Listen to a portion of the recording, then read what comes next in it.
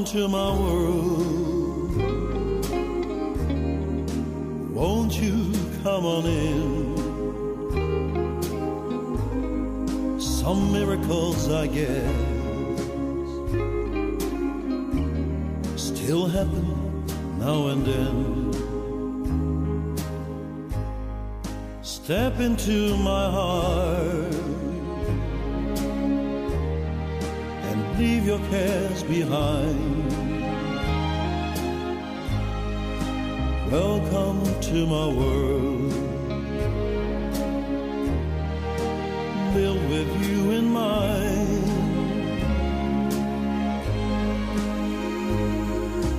Knock and the door will open. See and you will find. Hej, mit navn det er Stig Ulrichsen. Welcome to my world. Endnu en gang er det ikke mit liv, det drejer sig om. Det er som altid min gæsts liv. Jeg har i dag taget på Graceland, hvor at der er en stor flot udstilling med en masse billeder taget af Elvis i 1970'erne hovedsageligt, men også der, da han startede op igen i 1969. Manden, som jeg sidder sammen med her, og som vi skal snakke lidt med, er Ed Bonja. Han var Elvis' hoffotograf, kan man sige. Samtidig med det var han også tourmanager for Elvis igennem alle årene. Samtalen kommer til at foregå på engelsk, så jeg håber, I hænger med alligevel. Welcome, Ed. Thank you. It's good to be here. It's a long time since you were in Denmark last. I can see 15 years since I met you last time. Well, I was here, but not here at Graceland and not with Elvis Unlimited. I was here with the show from Germany, Das Musical, Elvis Das Musical. And that was just the beginning of this year in February. Okay, and that's a musical with somebody playing Elvis and you see his whole life, or what is it about? Basically, it's roughly based on Elvis's life, but a lot of great music. A guy by the name of Graham Patrick is the Elvis, what's ETA stand for? I can't even think of the term now. Anyway, he plays Elvis. And he's got one of the, maybe the best voices I've ever heard since Elvis. And, it did very well, and we'll be going out and doing the show again next year around Europe. How did you get involved with that project? I used to be in a show at the Astral Hotel, Stars in Concert, back at maybe 99, 2000, for about 5 years with the Sweet Inspirations and Sonny West, and then Elvis by the name of Paul Casey. And I got to know a lot of people and really liked being in Germany, and eventually it led several years later to my moving to Germany and staying here ever since. And you enjoy living in Germany, I guess? I enjoy living in Germany, but you know, I was coming over to Europe 3, 4, 5 times a year to do gigs, and I thought, why not just live here instead of traveling back and forth so much? So in 2007 I moved here. Is there a big difference on the interest for Elvis in America compared to Europe? Yeah, there seems to be a difference because I think in America there's so much more entertainment of so many different kinds that people are just pulled from every direction. So over here, there are probably many more Elvis events than you'll find in the U.S. Are you amazed that there's still such a big interest for Elvis now, so many years after he died? Yes and no. You know, you wouldn't think anybody would be this popular this long after his death, but Elvis had some things that no one else had, and you know, a voice that will last forever, and his movies have made him current among young kids as they grow up. So he's going to be around here probably forever. And now we talk about how Elvis was and why the interest is still so big. How was your own first meeting with Elvis? What impression did he give you? My first meeting with him was very short. It was at a party that he gave for Colonel Parker on the Colonel's birthday. And my Uncle Tom, I was working as a secretary on the Girl Happy movie in 1964. And my uncle, Tom Diskin, who was Colonel's right-hand man, brought me over during the party. He says, "Oh, you haven't met Elvis yet. Come on over here." And he walked up and he says, "Elvis, this is my nephew, Eddie," he called me. Never used my last name, just like the Colonel. "This is my nephew, Eddie, and he's working with us on the movie for 10 weeks. And we shook hands, and that was it. A few weeks later, when the movie was over, I met him and spent nearly 20 minutes talking to him one-on-one, just like this. And he was extremely gracious, and I just made small talk for that time. It was a memory I'll never forget. Did he behave like the big star he was, or did he behave like a man down to earth? He was the most down-to-earth guy you ever want to meet. If you ever had a best friend, you'd want it to be Elvis, because he wasn't the king of rock and roll. He didn't have a big head. He was just a normal guy. So he maintained the same all through the years, even though he was the biggest star in the world. I met a lot of stars during the Elvis years because of Elvis, but a lot of them had a lot bigger heads than Elvis. Elvis always remembered where he came from and always kept his feet on the ground. And back to your uncle Tom Diskin, who was the man who gave you the job in the Elvis world. How did you get involved with it? Because I guess you were going to school, you were very young back then. Well, my Uncle Tom was the manager for 3 of his sisters who had a singing group, what were their names? The Little Dickens. The Little Dickens. So back in the 50s, he traveled around doing shows with them all over. And it was during one of those tours that he met Tom Parker before he started using the Colonel designation. And they got to be friends, and we lived in Chicago at the time where all the Diskins and the Bonjas lived. And Tom would bring Tom Parker over to our house with his wife sometimes for family get-togethers and celebrations, and he became like part of our family, our extended family. Then when we moved to California, they were out there because Elvis was discovered and became very big, and they were out in California a lot. And the Colonel and my Uncle Tom would come to our house, every week or so for dinner. And they'd like to come for Sunday afternoon dinner. And it just went on from there. So when they started doing movies, they were out in California an awful lot. And in 1964, I got a call from the Colonel. And he knew I had been sick and I had to drop out of school. I was in my first year of college. So he asked me if I'd like to come to work. He was allowed to have a secretary on the movie Girl Happy, and it wasn't a very physically demanding job, so I could still do it while I was recuperating. And I went out there and I stayed with my Uncle Tom in his apartment. We went to MGM Studios every day, and that was where I first met Elvis. How was it to step into that world? It must have been a big difference from what you were doing before, going to college. It was, yes, and it wasn't. I don't know, maybe I wasn't smart enough to realize what was going on, but I just kind of took everything in stride. Well, I guess this is what I'm supposed to do next, so it just came naturally. Many people talk about Colonel Tom Parker, obviously because he was the manager and maybe one of the best managers ever for an artist. But not so many talk about your uncle Tom Diskin. Can you tell me a little bit about your uncle? How was he as a person, and what was the things he was doing for Elvis and for the Colonel? Uncle Tom was great. He would get together with the Colonel, and the Colonel would come up with an idea. But Tom was the one that made the idea go. He knew how to put it together. And he didn't like to be out front. He always wanted to stay in the background. He'd tell me, he says, when you see the camera start rolling, get out of the way because you don't want to be in them. I don't know why, but that's what he felt. But he was out setting up tours and taking Elvis around from the very beginning. And he was a great guy. He knew everything there was about touring, taught me everything I knew, how to be tour manager when it finally came to that. So that's where I went to school with Tom Diskin. He was a good teacher. Very good.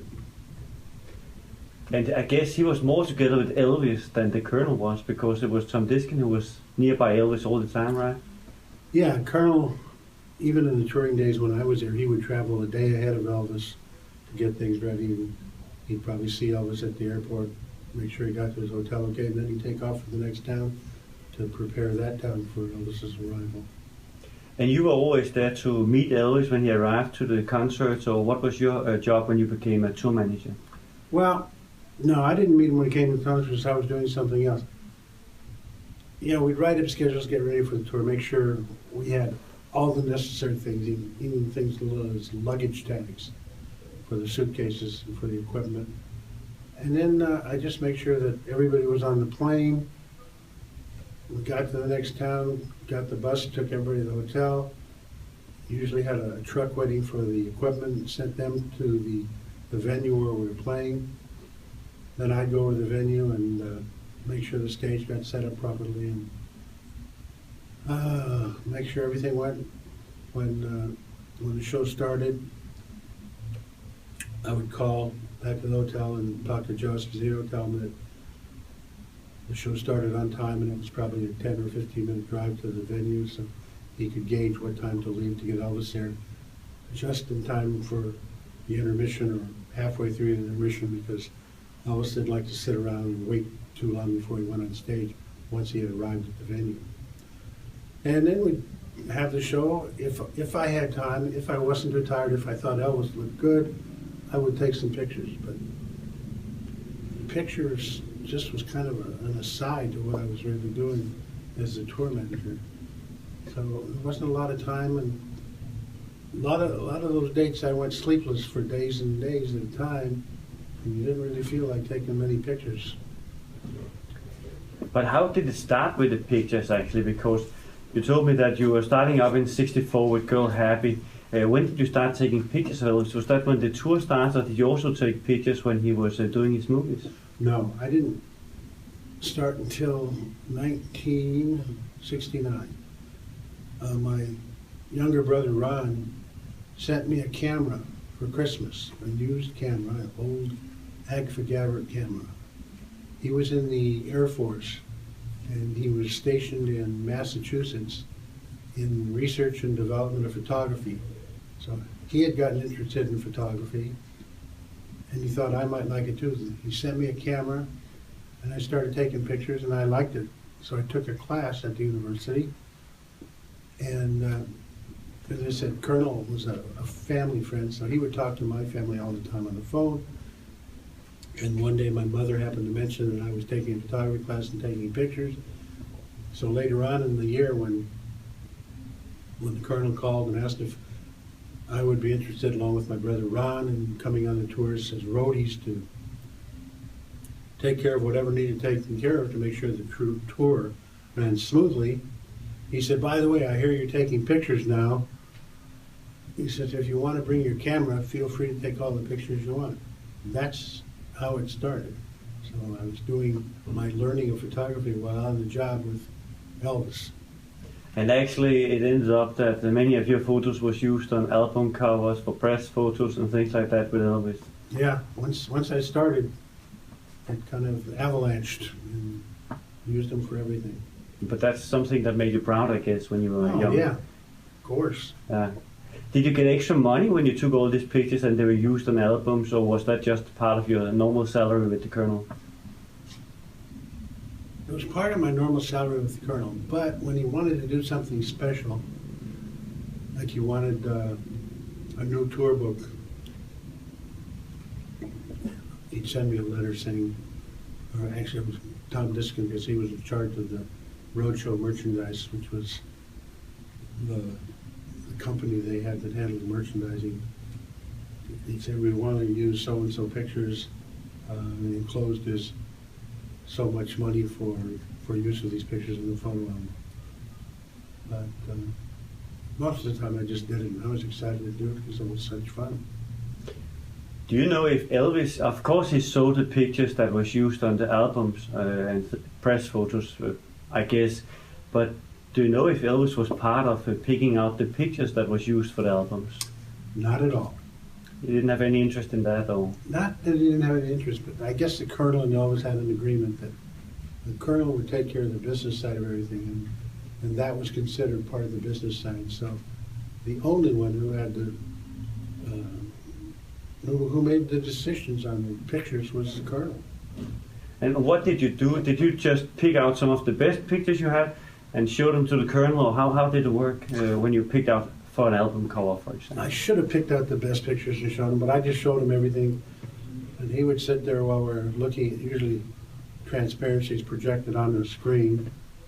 He'd just save that one, save that one. I disagreed with his choices a lot because I thought there were a lot better pictures he could have used, but he wasn't one that you argued with. So it was his decision completely? Completely. Yeah. But you probably have some alternative takes that could have been used on the covers. Maybe they can be coming out on some of the Follow That Dream covers. Yeah, actually Follow That Dream has changed it.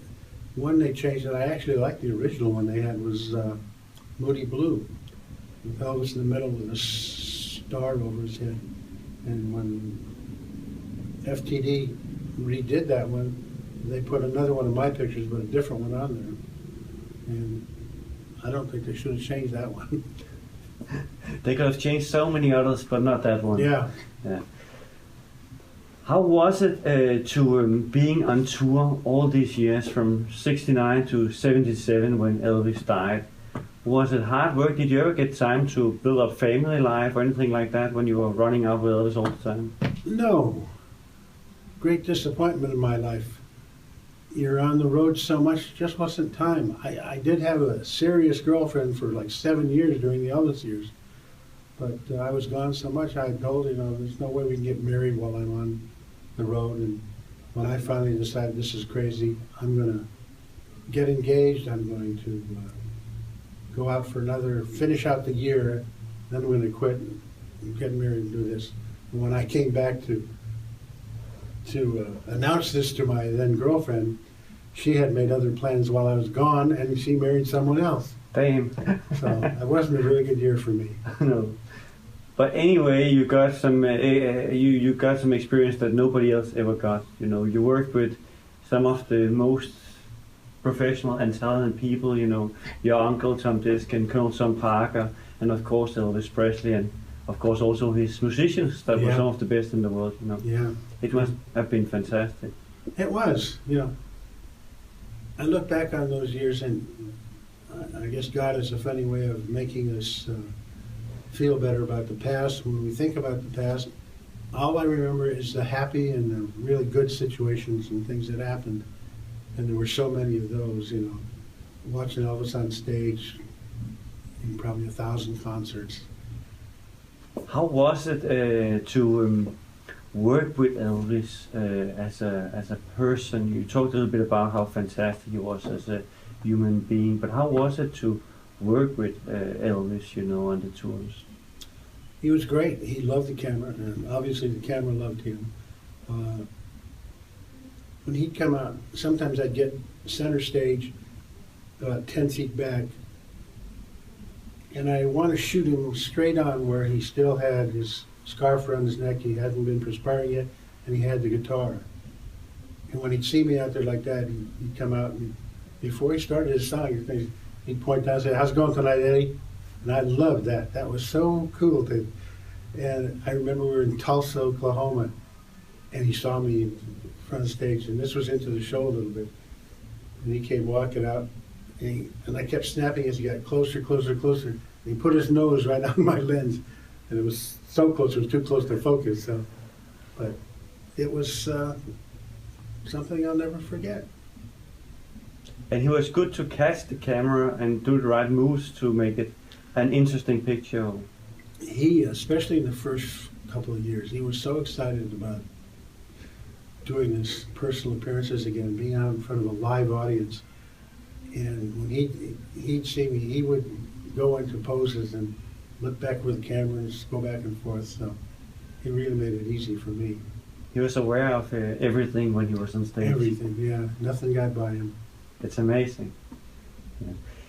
You took pictures until 1975, I think. Right, June. And then you stopped. Why? When I came back in July for the next tour, he had put on weight and his face was a little heavy looking. I didn't want to take pictures of him until he looked slim again as he looked up until that time. And unfortunately, he really never got back to that, and so I didn't shoot him after that. Did you just pack the camera away from that and didn't bring it on the tour? No, or? always on tour, always ready. Just in case he wanted to surprise me. So. Was it, Elvis always, had periods where he gained a little bit of weight and lost it again, gained a little bit of weight, lost it again, like all us others, Did you have an expectation at that time in 75 that this is just a period and he'll be losing weight in half a year, 3 months again? Or? Yeah, I expected it, I hoped it, and unfortunately I didn't get it. When you took pictures, most of them was on stage, but in your book Spotlight on Elvis, you can also see pictures from the backstage, which is very interesting for us fans. How many pictures did you take backstage? Did you take a lot backstage also? Not too many, because once again, I was running around doing the duties that a tour manager does, and it seems like I also helped out with concessions, so the concessions were ongoing before the show, during the show, and after the show.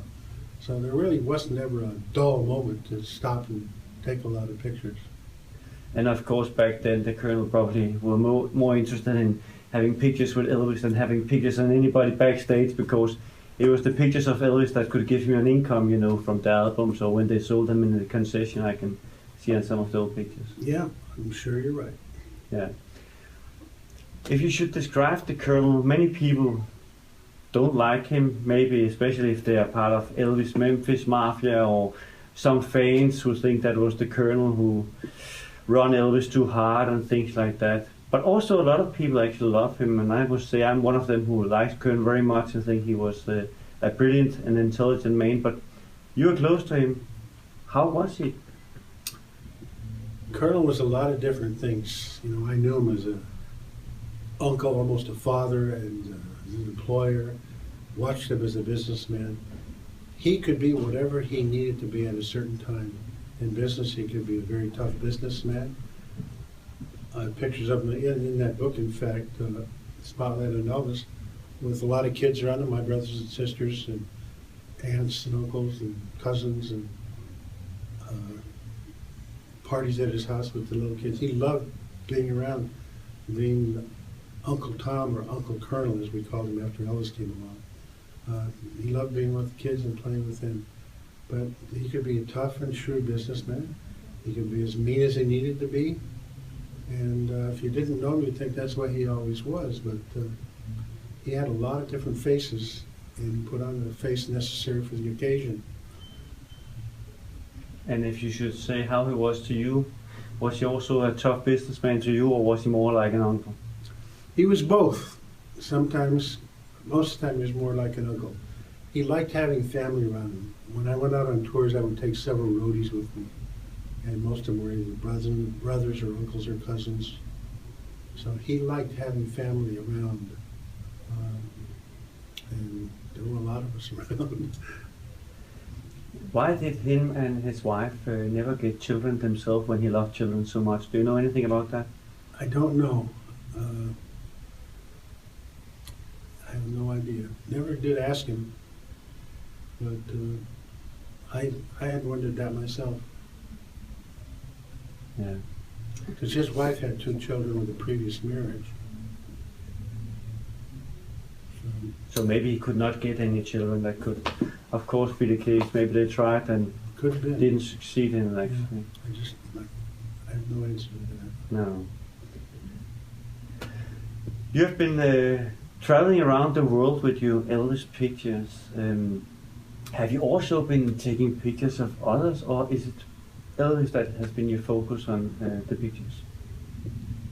Because he died in '77, so there's been a lot of years since then where you could take pictures of other stars. And I think that when you have been such a fantastic photographer with Elvis, there must be many others who would like to have their pictures taken by you. I don't know about that, but after Elvis, that was it. The only time I did photography after that was when I got married, my first child was born. I started taking a few pictures again, and when the 3 others came along, I did the same thing. But Ed, thank you very much for giving time to this little talk about Elvis. But before we end, can you tell a little funny anecdote from the time with Elvis? Maybe something he did, or something the Colonel did, or yourself? Well, my funniest anecdote about Elvis happened in 1975, but it started back in 1971, in November 71, when J.D. Sumner and the Stamps Quartet joined the Elvis show as the backup singers. And I'd heard these fabulous things about J.D. Sumner and his low voice, being in the Guinness World Book of Records for having the lowest voice. And the first time I met him was at the opening night show in Minnesota. And boy, his voice was low. And Elvis played back and forth with him, telling him, pretend you're B-49 flying low over the trees. And the speakers would just rattle. You thought they were going to break. It was so low. Well, I thought I'd have some fun with him the next day. One of the things I did every day, call each person on the tour to make sure he or she was up, and tell them to have their bags out for pickup, and tell them what time the bus was leaving to go to the airport. When I got to JD, I thought I'd have a little fun. And he picked up the phone and said, "Hello."